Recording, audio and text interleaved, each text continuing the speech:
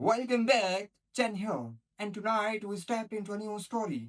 The thing about humans is this: they don't cry when you'd expect them to. I learned that on Station 47, watching through reinforced glass as Captain Miller stood in the observation deck, staring at the wreckage of his ship floating in the void. The USS Defiant, reduced to glittering debris. 300 souls aboard, gone in 17 seconds. And Miller, he just stood there, hands behind his back, jaw tight, eyes dry. That's when I should have known. That's when every species with functioning survival instincts should have packed up and left the galaxy. But we didn't. We thought we understood. My name is Vaughn, and I'm a xenobiologist from Keltar Prime. Been studying humans for 6 cycles now, ever since they showed up at the Galactic Council with their ridiculous request to join. Most of us laughed, honestly. These soft-skinned apes from a gravity well, so deep it should have crushed them into paste, asking to sit at the big table? Please. But they were persistent, annoyingly so, like a parasite that refuses to die no matter how many times you try to scrape it off. So the council gave them observer status, mostly to shut them up, and assigned people like me to figure out what made them tick. Turns out, nothing good. The incident I'm about to describe happened 3 months after the Defiant disaster. We were at a diplomatic gathering on Nexus Station, one of those tedious affairs where everyone pretends to care about trade agreements while secretly plotting how to steal each other's technology. Standard stuff. Humans had sent a small delegation, led by Ambassador Marcus Webb, a man who smiled too much and laughed at jokes that weren't funny. I was there representing the scientific community, taking notes, monitoring human behavior. They'd been odd lately, quieter than usual. The ones who survived the Defiant incident had stopped making their terrible jokes, stopped challenging everyone to arm wrestling contests, stopped doing that bizarre thing where they slap each other's palms in celebration. Ambassador Krell of the Vorian Empire was speaking, going on about mining rights in the Tertius Belt. Boring. Predictable. I was half asleep when I noticed Webb staring at his datapad. His face had gone pale, which for humans is never good. They turn pale when they're sick, scared, or about to do something monumentally stupid. He stood up. The whole room went quiet. Even Krell stopped mid-sentence, which honestly was a relief. "Forgive the interruption," Webb said, his voice strangely flat. "I've just received word from Earth." Oh great, I thought. Another one of their colony ships probably got lost. Humans were terrible at navigation, always punching in the wrong coordinates and ending up in black holes or worse. "My daughter," Webb continued, and his voice cracked. Actually cracked, like old wood splitting. "My daughter was on a school transport near Jupiter's moons. There was a malfunction. Life support failed." He paused, swallowed, blinked rapidly. 43 children, all dead, including Emma. She was 9, and then it happened. Ambassador Marcus Webb, representative of humanity to the Galactic Council, began to cry. Not the polite, dignified tears we'd seen from other species during moments of grief. This was different. His whole body shook, his face contorted into something almost unrecognizable. Water poured from his eyes, and sounds came from his throat that I can only describe as broken, raw, primitive. The room sat frozen. We'd seen humans angry before, seen them frustrated, even seen them sad. But this was something else entirely. This was vulnerability weaponized. This was pain made manifest. Krell, bless his 3 hearts, tried to help. "Ambassador Webb, perhaps you should return to your quarters. We can postpone." "No," Webb said, wiping his face with the back of his hand. "No, you need to understand something. All of you." He looked around the room, and I swear by the void, his eyes were different now. Still wet, still red, but there was something underneath, something cold and calculating that made my spine ridges stand up. "I'm crying now," he said softly. "I'm crying because my daughter is dead, and I'll never see her again, never hear her laugh, never teach her to ride a bike, or help her with her homework. I'm crying because the pain is so overwhelming that my body doesn't know what else to do." He took a breath, steadied himself. "But here's what you need to know, what you need to really understand about my species. We cry at the beginning. We let ourselves feel it, process it, break down if we need to. We cry for our dead, and we honor their memory." Another breath. "And then we stop crying, and we get to work." The temperature in the room seemed to drop. "When we stop crying, we don't forget. We never forget. Every tear we shed burns itself into our DNA. Every loss becomes fuel. Every death becomes a debt that must be paid. I glanced at my fellow observers. Everyone looked confused. The Zethians were whispering among themselves. The Coralaxians had that dismissive look they always got when they thought someone was being overdramatic. They didn't get it. None of them did. But I did, because I'd been studying humans. I'd read their history. I knew what happened when they stopped crying. Webb composed himself, straightened his jacket, wiped his face one more time. The malfunction wasn't an accident. The transport was sabotaged. We've traced the components to a Zelnar Corporation manufacturing facility. Oh no. The Zelnar Corporation, Webb continued, his voice now completely steady, operates with the blessing and protection of the Vorian Empire. Which means, Ambassador Krell, that your government is either complicit in the murder of 43 human children, or so incompetent that you can't control your own corporate entities. Krell's face went through several shades of purple. You dare accuse the Vorian Empire? On what evidence? This is outrageous. I'm not accusing, Webb said quietly. I'm informing. What happens next is up to you. Is that a threat? Krell's guards had their hands on their weapons now. Webb smiled. It was the saddest, most terrifying smile I'd ever seen on any sentient being. Ambassador Krell, I just told you my 9-year-old daughter was murdered. Do you really think I'm in the mood for threats? Threats are what you make when you want someone to do something. I'm past wanting. I'm past negotiating. I'm simply telling you what's going to happen. He picked up his data pad. Earth has dispatched the Third Fleet to the Zelnar facility. They'll arrive in 6 hours. Every person involved in the sabotage will be identified, arrested, and tried. The facility will be seized. All assets frozen. If the Vorian Empire interferes, we'll consider it an act of war. The room erupted. Dozens of species shouting at once. But Webb just stood there, calm as the void between stars, watching his enemies panic. That's when I realized something fundamental about humans. Something that every other species in the galaxy had missed. We thought their strength was in their resilience, their adaptability, their stubborn refusal to give up. And sure, those traits were impressive. But their real weapon, their most dangerous characteristic, it was this. Humans compartmentalize. They can feel everything, break down completely, let the grief consume them, and then put it in a box, lock it away, and use it later. They cry first, then they plot, then they execute with a precision that would make our most advanced AI seem impulsive. The meeting dissolved into chaos. Delegations were calling their homeworlds, security was scrambling, and Webb, he walked out, just walked out like he'd simply commented on the weather, not declared what amounted to an act of war against one of the most powerful empires in the galaxy. I followed him. Stupid, I know, but I had to understand, had to confirm my theory. Ambassador? I called out. He stopped in the corridor, turned to face me. His eyes were still red, still wet, but that cold calculation remained underneath. Yes, Vaughn? Of course he knew my name. Humans always did their homework. Your daughter, I said carefully. I'm sorry for your loss. Thank you. Polite, professional, empty. But I have to ask, did you mean what you said in there, about the Third Fleet? He tilted his head slightly. Every word. And if the Vorians resist? If this escalates into full-scale conflict? Then it escalates. He said it like he was discussing lunch options. 43 children are dead, Vaughn. Someone is going to answer for that. I don't particularly care if it's one person or an entire empire. But the cost, the lives that would be lost, will be on Krell's head, not mine. I gave him a choice. Cooperate or don't, but those responsible will face justice either way. I must have looked shocked, because he actually laughed. A short, bitter sound. You study us, don't you? You write your reports about human psychology and behavior? Yes. Then you should know this already. We're pack animals, Vaughn. Tribal. We'll fight each other over the stupidest things, split into 1,000 factions over minor disagreements, but threaten our young. His expression hardened. Threaten our children, and suddenly we remember that we're all human.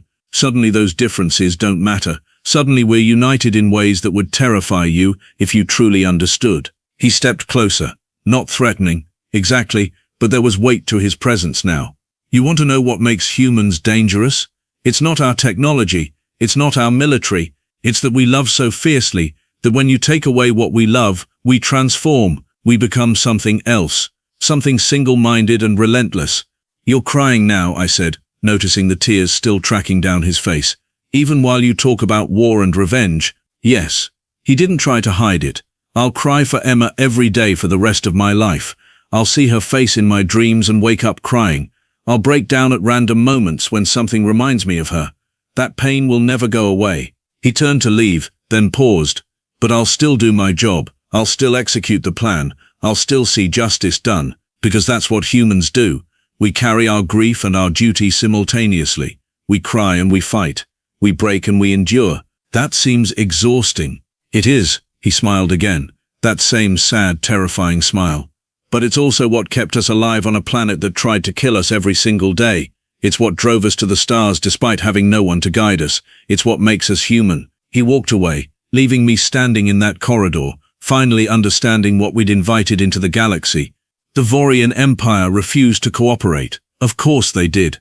They thought humans were bluffing, thought this was negotiation tactics, thought they could overwhelm a species that had barely left their own solar system. They were wrong. The Third Fleet arrived exactly on schedule, seized the facility, arrested everyone involved. When Vorian ships tried to intervene, the humans disabled them without firing a single lethal shot. Precision, efficiency, no wasted motion. And Webb? He attended every trial, watched every proceeding, testified when required. His eyes were always red. He was always crying, somewhere inside. But he never wavered, never hesitated, never showed mercy to those who had murdered his daughter and 42 other children. That's when the rest of the galaxy started to understand. That's when the whispers began. When the calculations changed. When species that had dismissed humanity as weak and emotional realized their mistake. Humans cry. They feel everything. They break down. They grieve. And that's what makes them absolutely terrifying. Because they cry first, and then they come for you. The trials lasted 3 months. I attended every single one, partly because my research demanded it, partly because I couldn't look away. It was like watching a star collapse in slow motion, knowing the supernova was coming, but unable to predict exactly when or how devastating it would be. Ambassador Webb sat in the gallery every day, same seat, same position, hands folded, face composed. But his eyes, those human eyes that leaked salt water when the pain became too much, they tracked everything. Every witness, every piece of evidence, every squirming defendant trying to justify why 43 children had to die for profit margins. The Zelnar Corporation's defense team was led by a Vorian named Thax, a smug reptilian bastard who specialized in making problems disappear through legal technicalities. He was expensive, arrogant, and had never lost a case. He lost this one in the first week. See, humans have this concept called discovery, where both sides share evidence before trial. Most species use it to posture, to hint at what they have without revealing everything. Humans? They buried Thax's team under 300,000 pages of documentation, financial records, communication logs, video footage, testimonies from 12 different star systems. They'd spent the 3 months since the sabotage building an airtight case while simultaneously crying at funerals. That's the thing about human grief. It doesn't make them sloppy, it makes them meticulous. On day 4 of testimony, they brought out the recording from Emma Webb's school transport. The final moments before life support failed. I still hear it sometimes when I try to sleep.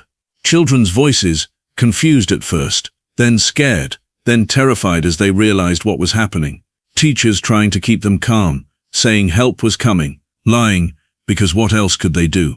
And Emma's voice, small and frightened, asking, "Can someone call my dad? I want my dad." The courtroom went silent. You could have heard a molecule move.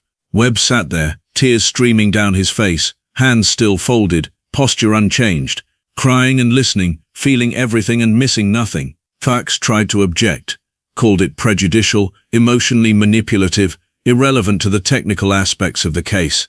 The judge, a normally sympathetic Korlaxian, looked at him like he'd suggested eating live young. Overruled, the recording stays. And counselor, if you ever describe the final words of murdered children as irrelevant in my courtroom again, I'll hold you in contempt. Sit down. The verdict was unanimous.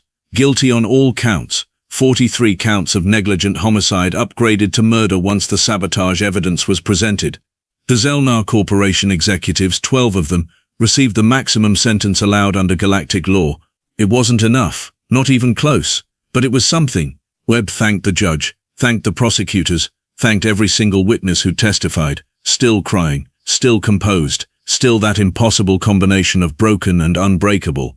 I approached him after the final sentencing, against my better judgment. "Ambassador, I need to ask you something." He looked at me, waiting, patient. His eyes were permanently red now. I realized 3 months of crying would do that. "Is it over? Are you satisfied?" He considered the question for a long moment. "Satisfied? No, Vaughn. I'll never be satisfied. Emma is still dead. Those 42 other children are still dead. Their families are still destroyed. Nothing we do will change that." "Then why? Why put yourself through this? Why not just let it go?" The look he gave me wasn't angry. It was worse. It was pitying, like I was a child asking why the sky was blue. "Because someone has to care," he said simply. "Someone has to stand up and say, this was wrong, and there will be consequences. Otherwise, what's the point? What does it mean to be civilized if we just shrug and move on when innocents die? But the cost to you personally doesn't matter." He cut me off gently. "My daughter is dead, Vaughn. The cost has already been paid. Everything else is just existing, continuing, doing what needs to be done because giving up would dishonor her memory." He started to walk away, then paused. "You know what Emma wanted to be when she grew up? An explorer. She wanted to see every star in the galaxy, meet every species, learn everything there was to learn. She was curious, fearless, kind. The universe lost something precious when she died." "I'm sorry," I said, "because what else was there?" "So am I." He smiled that devastating smile again. "But sorry doesn't bring her back. Justice doesn't bring her back. Nothing brings her back. So instead, I make sure it means something. I make sure the people responsible face consequences. I make sure other parents don't have to bury their children because some corporation cut corners on safety checks." Is that what drives all humans? This need for justice? Justice, revenge, closure. Different words for the same thing, really. We need to believe the universe has rules, even if we have to enforce them ourselves. He tilted his head. "Your species doesn't feel that way. We move on, accept loss as part of existence, find peace in the natural order." "The natural order?" Webb repeated slowly. "You mean the order where the strong exploit the weak, where profit matters more than lives, where 43 children die, and everyone just accepts it?" He shook his head. "No thank you. We'll stick with our version, where we cry first and then burn down the natural order if it fails us." That conversation haunted me for weeks. But the real nightmare hadn't even started yet. 3 days after the verdicts came down, the Vorian Empire filed a formal complaint with the Galactic Council, claimed the trials were biased, conducted under duress, violated their sovereignty, standard political maneuvering from species that couldn't accept losing. The Council scheduled a hearing, another tedious diplomatic session where everyone would argue in circles and nothing would change. I almost didn't attend. Thank the void I did. Ambassador Krell presented first, laying out the Vorian position with practiced arrogance. Humans had overstepped. Humans had threatened war. Humans had violated approximately 17 different treaties and protocols. The verdicts should be overturned, the seized assets returned, and Earth should formally apologize. It was a masterclass in political theater. Krell had support from a dozen other empires who saw this as humans getting too aggressive, too quickly. Species who'd been in the galaxy for thousands of cycles didn't appreciate these newcomers acting like they owned the place. Then Webb stood up. He didn't have prepared remarks, didn't have fancy graphics or legal precedents. He just stood there, still crying, still composed, and started talking. "Ambassador Krell believes we've overstepped, violated protocols, acted inappropriately." His voice was soft, conversational. "He's probably right by your standards. We're new here. We don't fully understand how things work in the larger galaxy." Several delegates nodded, thinking he was conceding. "So let me tell you how things work on Earth, how they've worked for our entire history. When someone murders our children, we don't file complaints. We don't wait for committees to debate jurisdiction. We don't worry about violating protocols." His voice got quieter. Somehow that made it more terrifying. "We find the people responsible, and we make them answer for it. Every single time, without exception. It doesn't matter if it takes years or decades or centuries. It doesn't matter if the murderer is a person, a corporation, or an empire. We will find them and they will face justice." "That's barbaric," Krell interrupted. "Uncivilized.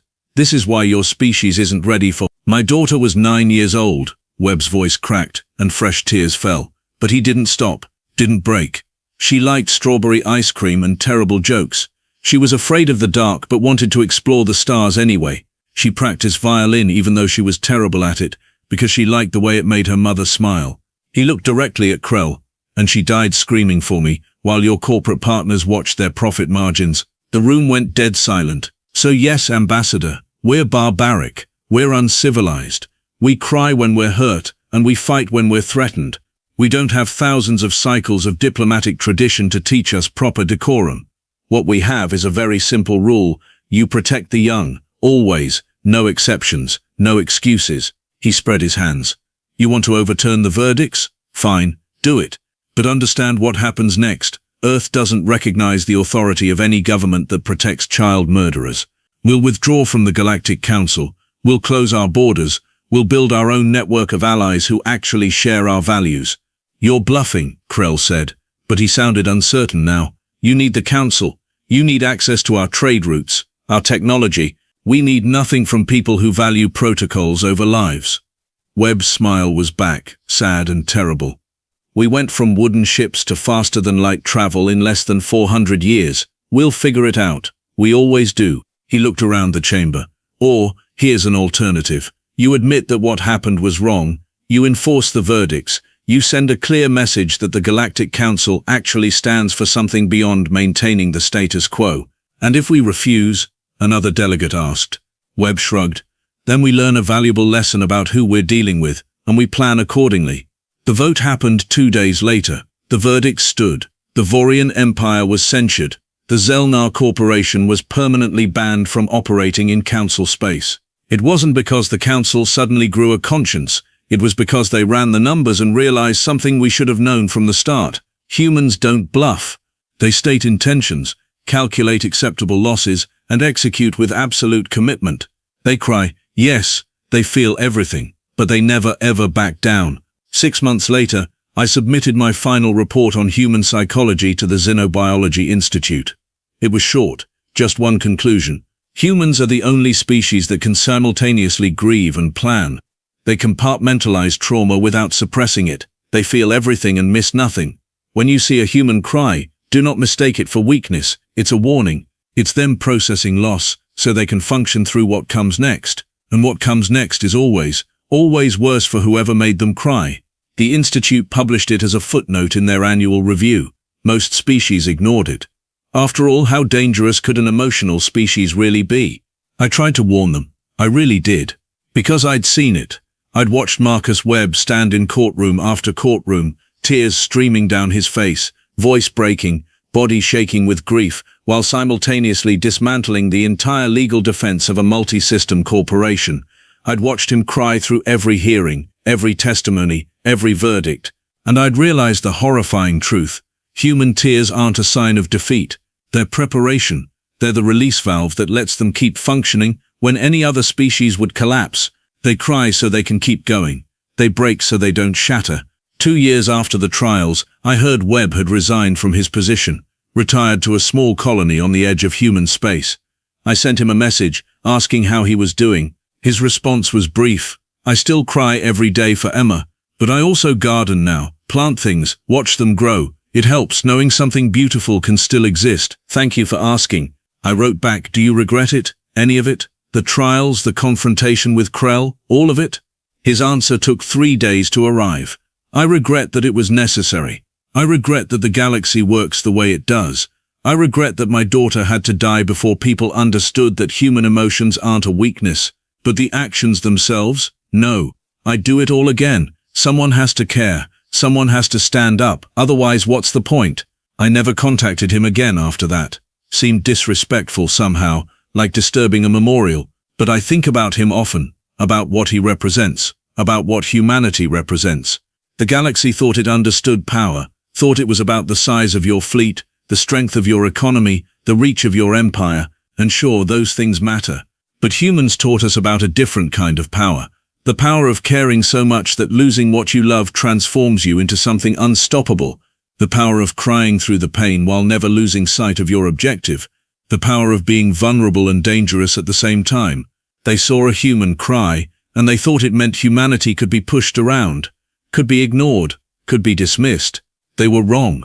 Because when humans cry, it's not the end of something, it's the beginning. It's them acknowledging the loss, feeling the pain, processing the trauma. And then they get to work. I'll leave you with this final thought, because I think it's important. I think it's the key to understanding why humans are simultaneously the best and worst thing to happen to the galaxy. On Earth there's an old saying, don't mistake my kindness for weakness, and don't mistake my tears for defeat. We should have listened. Because the thing about humans, they'll cry for their dead, they'll grieve, they'll break down, they'll let the pain consume them, and then they'll wipe their eyes, set their jaws, and remind you exactly why their species climbed to the top of the food chain on a planet that tried to kill them every single day. They cry first. Then they show you what comes after. And what comes after? What comes after is always, always worse. The end. So, the next time when you see tears on human face, remember this. They are not crying because they have given up. They are crying because they are about to start. And when humanity stops crying, that's when you should run. Because what comes after tears is always justice.